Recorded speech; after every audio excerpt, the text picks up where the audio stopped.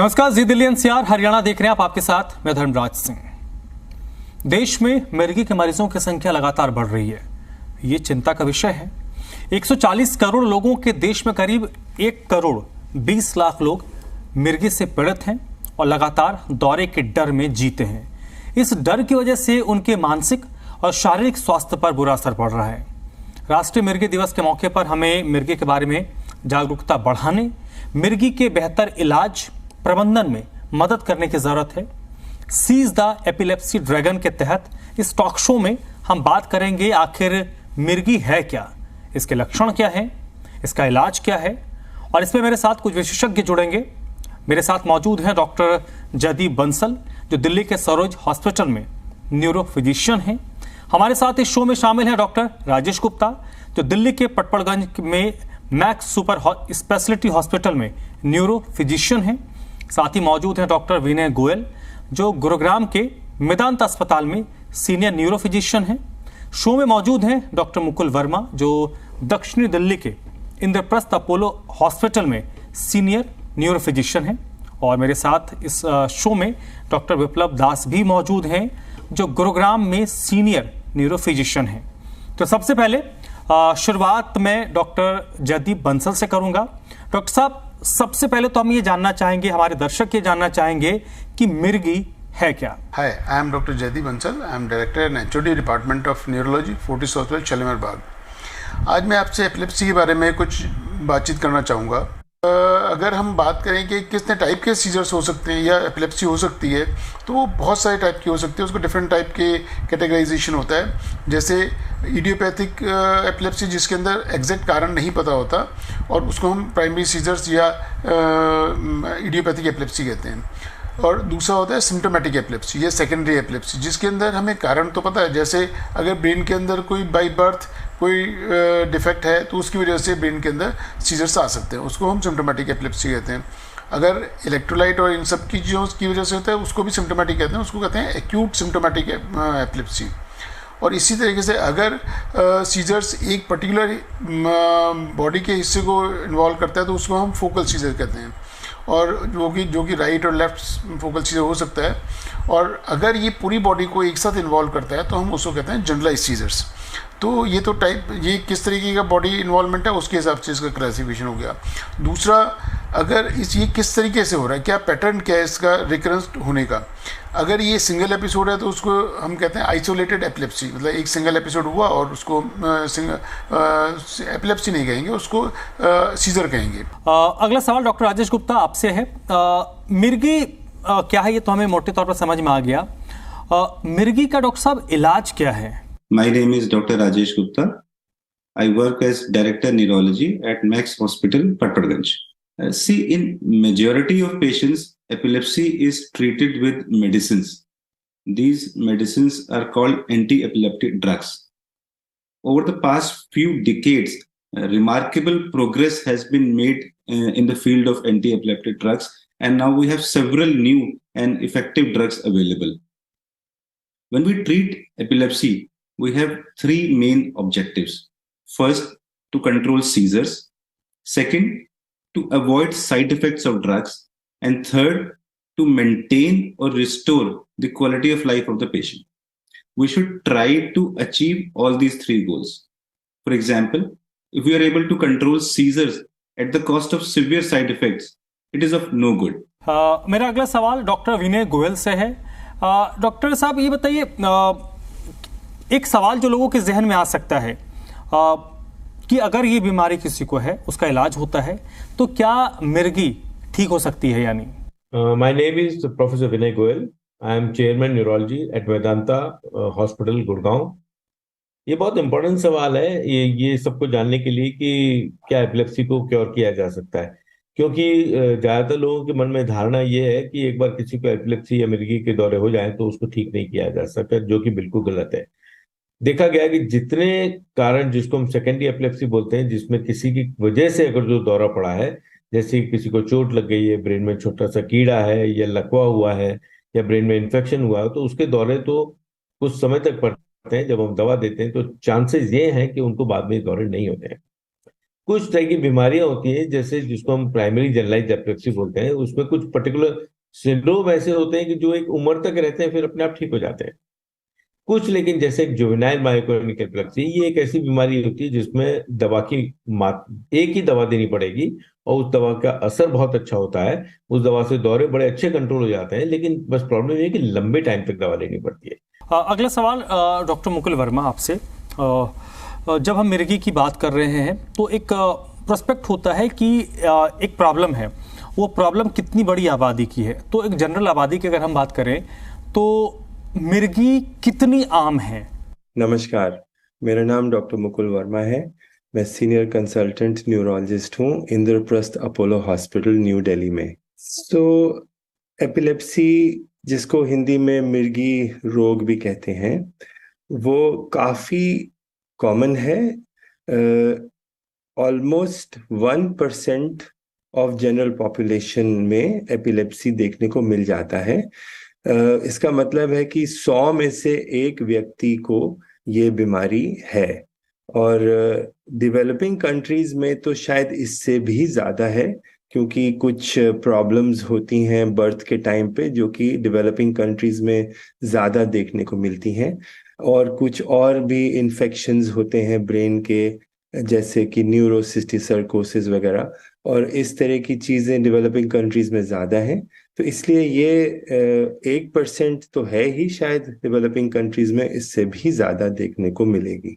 Doctor Viplav दास, sir, जब हम आज की तारीख में देखते हैं कि कई सारी बीमारियां लोगों को होती है, उसके बारे में जानकारी होती है, तो अमूमन अधिकतर बीमारी आज की तारीख में हमें देखते हैं कि उसका जो शुरुआती दौर है उसको इस तरीके से देखा जाता है कि मेंटल स्ट्रेस कितना है।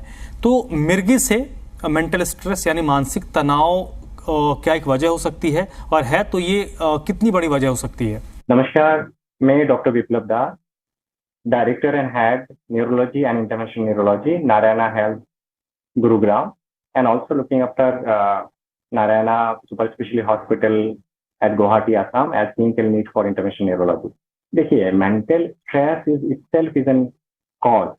मेंटल स्ट्रेस की वजह से जो दौरे पड़ने का या मिर्गी का जो अटैक आना हो सकता है।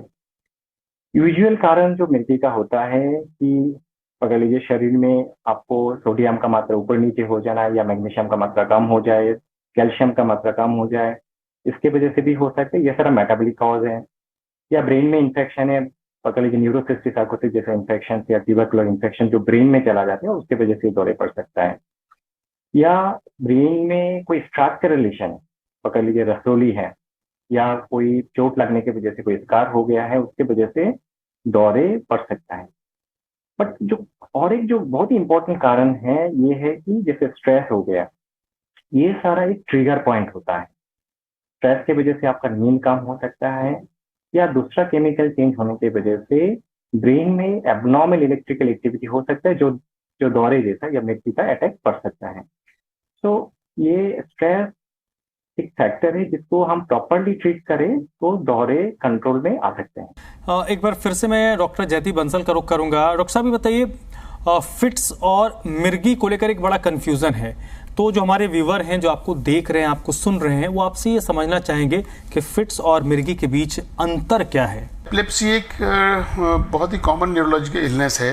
एपिलेप्सी का बाय डेफिनेशन अगर हम देखें तो एपिलेप्सी इज ए 2 और मोर देन 2 अनप्रोवोक्ड सीजर्स और मोर देन 24 आवर्स अपार्ट। अगर 2 से ज़्यादा अनप्रोवोक्ड सीजर्स अगर होते हैं, वो जो 24 आवर्स से ज़्यादा की डिस्टेंस पे हों, तो हम उसको एपिलेप्सी कहते हैं। अब ये सीजर होता क्या है? सीजर का मतलब ये है कि ब्रेन के अंदर पैराक्सिस्मल सडनली एबनॉर्मल इलेक्ट्रिकल एक्टिविटी होने लगती है। मतलब अगर हम लेमैन लैंग्वेज में अगर मैं कहूँ तो ये जस्ट लाइक कि जैसे आपके कंप्यूटर में या टीवी स्क्रीन में पीछे से छोटा सा अगर स्पार्किंग हो तो टीवी में या कंप्यूटर में डिस्टर्बेंस आने लगती है, और अगर ज़्यादा हो तो वो पिक्चर चली जाती है। ऐसे ही अगर ब्रेन में सीजर एक्टिविटी होगी या एबनॉर्मल इलेक्ट्रिकल एक्टिविटी होगी तो उससे ब्रेन की वजह से, इलेक्ट्रिकल एक्टिविटी की वजह से पेशेंट अनकॉन्शियस हो सकता है, या उसमें एबनॉर्मल मूवमेंट्स आ सकते हैं, या वो कंफ्यूज स्टेट में भी जा सकता है। तो इसको हम सीजर कहते हैं। ये एक एपिसोड अगर है तो उसको उसको हम सीजर कहेंगे। अगर ये 2 या 2 से ज़्यादा हैं और वो 24 आवर्स के गैप में हो रहे हैं तो हम उसको एपिलेप्सी कहते हैं।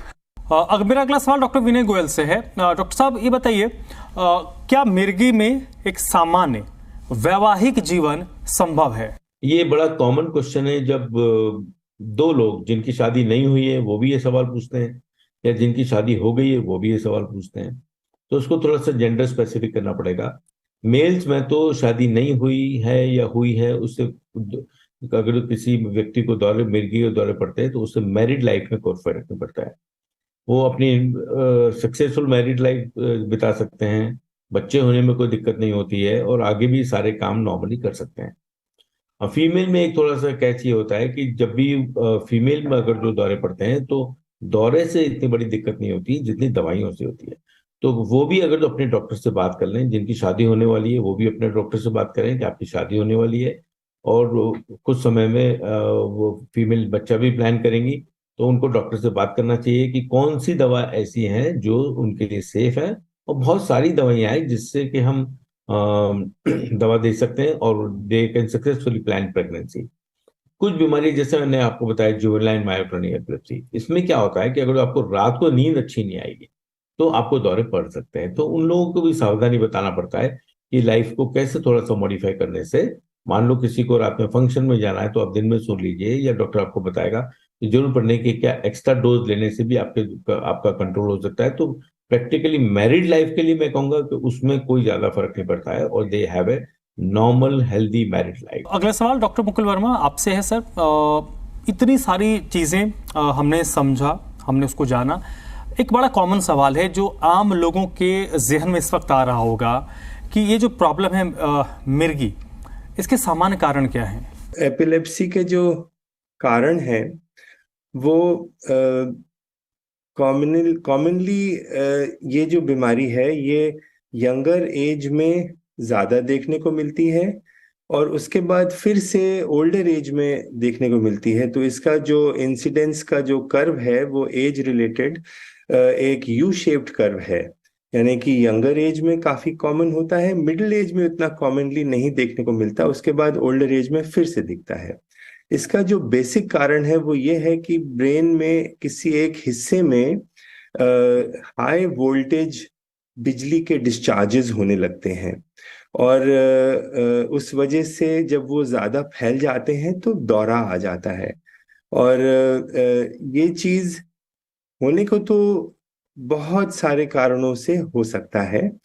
आमतौर पे यंगर एज में अगर बर्थ होने के टाइम पे कोई सांस लेने में दिक्कत हो बच्चे को, जिसको बर्थ हाइपोक्सिया कहते हैं, या ब्रेन में हेमरेज हो जाए या इस तरह की बर्थ रिलेटेड चीज़ों से ये बीमारी आगे चल के पैदा हो जाती है।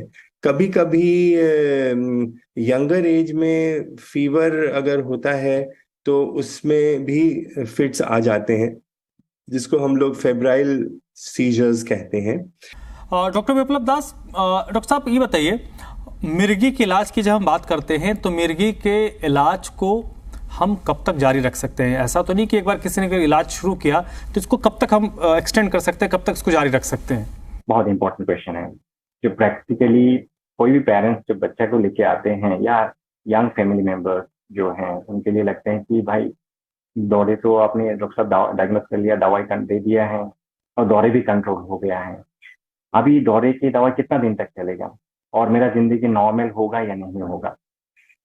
देखिए, हमारे समाज में एक स्टिग्मा है, एक काफी सारा अंधविश्वास भी है। तो मैं ये शेयर करना चाहूंगा कि किसी व्यक्ति को मिर्गी या दौरे पड़ते हैं इसका मतलब ये नहीं कि उनका जिंदगी खत्म हो गया है।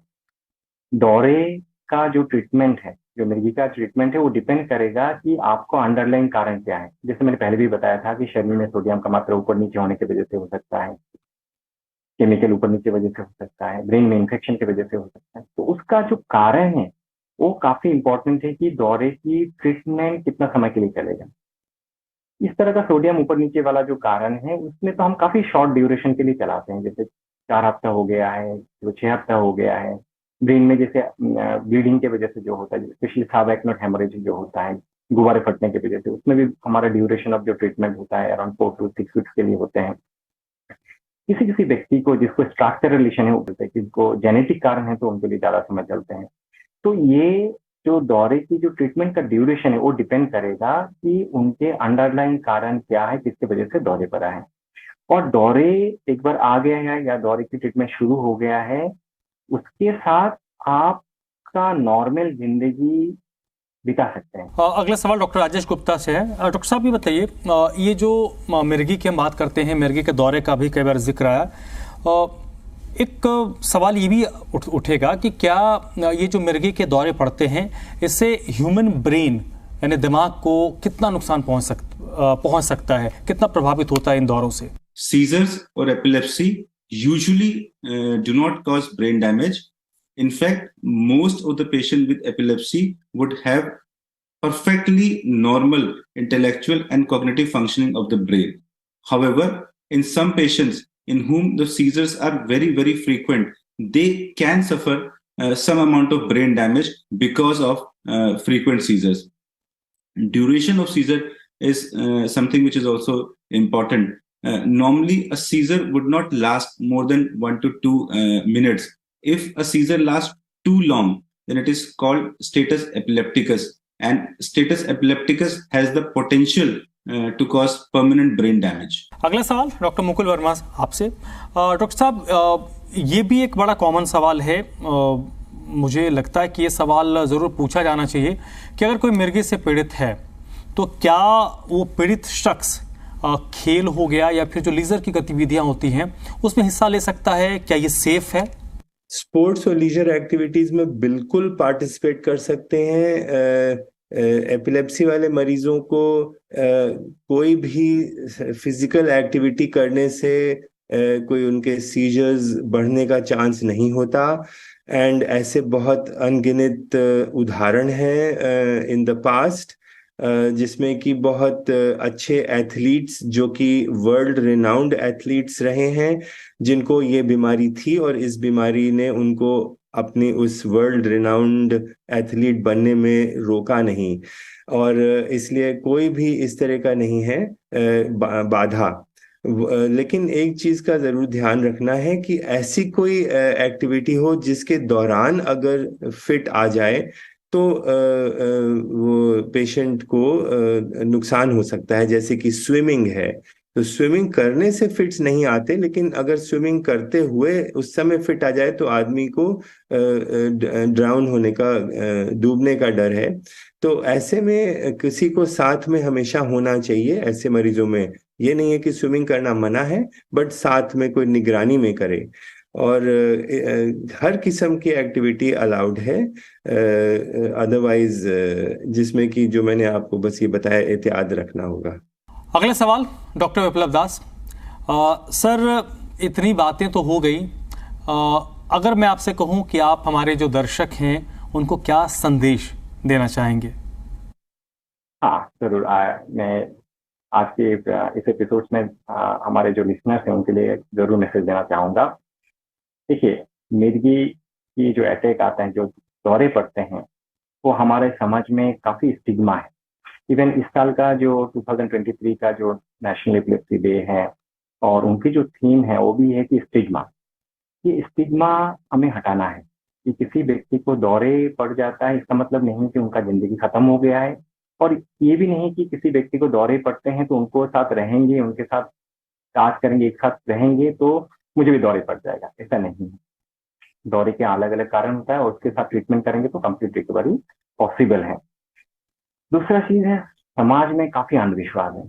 उनको लगता है कि दौरे पड़ने किसी व्यक्ति को होता है तो वो शायद कोई भूत प्रेत आ गया है, तो उसके हिसाब से काफी अलग अलग तरह का इलाज चलाते हैं। काइंडली ऐसा ना करे। दौरे की ट्रीटमेंट के साथ दौरे कंट्रोल हो सकता है, क्योर हो सकता है, तो इसीलिए सही इलाज कराए।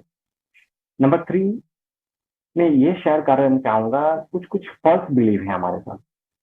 जैसे कि किसी व्यक्ति को दौरे पड़ते हैं तो हम क्या करते हैं कि नाक या मुंह बंद कर देते हैं, हमको लगता है कि इससे जल्दी से होश में आ जाएगा। कभी भी ऐसा मत कीजिए, इससे उनका ब्रेन में ऑक्सीजन नहीं पहुंचेगा और उसके वजह से डैमेज ज्यादा बढ़ जाएगा। तो ऐसा ना करें। किसी व्यक्ति को दौरे पड़ते हैं तो वो अचानक होता है, तो जो भी नियर बाय जो भी व्यक्ति है तो उनको कोई प्लेन एरिया पे या बिस्तर पे प्लेन एरिया पे लेटा दीजिए, तो करवाहट दे दीजिए जिससे मुंह का सेक्रेशन साइड में आ जाए, और हो सके तो हेड को सपोर्ट कर दीजिए, कोई कहीं पे चोट ना लगे। दौरे किसी व्यक्ति को आते हैं तो हार्डली हाफ मिनट या 1 मिनट के बाद वो दौरे चला जाएगा। एक आखिरी सवाल डॉक्टर विप्लव दास आपसे ही, कि अगर मिर्गी है तो मिर्गी से निजात पाने का सबसे अच्छा तरीका क्या हो सकता है? हाँ, बहुत ही इंपॉर्टेंट थिंग है, क्योंकि हम ये देखते हैं कि प्रैक्टिकली कभी कभी दौरे के जो पेशेंट्स होते हैं जिनको मिर्गी होता है उनका सारा जांच कर लेते हैं, बट उसका इन्वेस्टिगेशन सब कुछ नॉर्मल आते हैं। तो मैं एक चीज बताना चाहूंगा कि नॉर्मल जो इन्वेस्टिगेशन का मतलब ये नहीं कि आपका दौरे नहीं है, और सिमिलरली एबनॉर्मल आया है, किसी व्यक्ति नॉर्मल है और उनको हमने ईईजी टेस्ट करवाया और ईईजी में एबनॉर्मल आ गया लेकिन आपको कोई दौरे की शिकायत नहीं है, तो इसका मतलब ये नहीं कि आपको दौरे पड़ रहे हैं। दोनों तरफ से correct. But most important thing एक चीज मैं शेयर करना चाहूंगा कि किसी व्यक्ति को जब दौरे पड़ते हैं, किस तरह का दौरे पड़ते हैं, मिर्गी किस तरह का आ रहा है, जिसको मेडिकल टर्म में हम बोलते हैं कि सेमियोलॉजी कैसा है, हाथों में पैरों में झटका आ रहे हैं, बेहोशी हो रहा है या सिर्फ एक साइड में हो रहा है, या साथ में जीभ काट गया है नहीं काटा है, रात को होता है सुबह होता है, तो ये सारा बहुत ही इंपॉर्टेंट है। और पॉसिबल है तो सभी समय हम बोलते हैं कि उनको जो नियर बाय है, पेरेंट्स है, फैमिली मेंबर्स है, उसका वीडियो रिकॉर्डिंग करें। हम जानते हैं कि ये जब किसी व्यक्ति को दौरे पड़ते हैं या मिर्गी का अटैक आते हैं, वो एक पैनिक सिचुएशन हो जाता है, वो नेचुरल है। लेकिन जैसे बार बार इस तरह का अटैक आए तो इफ पॉसिबल आप उसका वीडियो रिकॉर्ड जरूर करिए आपके साथ में जो भी होंगे, क्योंकि उस 1 मिनट का भी, आधा मिनट का भी आप वीडियो जो रिकॉर्ड करेंगे उससे हमें एक न्यूरोफिजिशियन को बहुत इंफॉर्मेशन मिलते हैं। इससे हमें ये पता चलता है कि दौरे सही में है या नहीं है। बहुत बहुत शुक्रिया आप सभी डॉक्टर्स का, और मुझे उम्मीद है, भरोसा भी है कि आपकी बातों से जो हमारे व्यूवर्स हैं, जो हमारे दर्शक हैं, उनको ज़रूर फ़ायदा होगा, वो इन्फॉर्म भी हुए होंगे और बहुत सारी जो भ्रांतियां हैं उनकी दूर हुई होंगी। तो हमारे इस खास पेशकश में अभी बस इतना ही।